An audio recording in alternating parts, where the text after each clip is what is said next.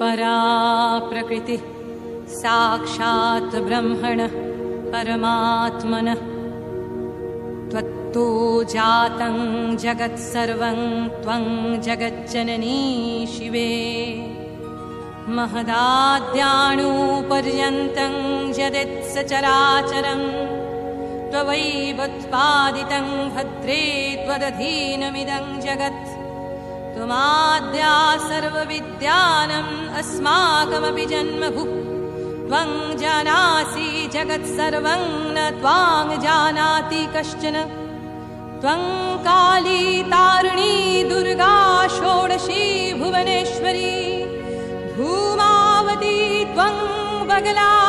भैरवी छिन्नमस्तका त्वमन्नपूर्णा वाग्देवी त्वं देवी कमलालया सर्वशक्ति स्वरूपा।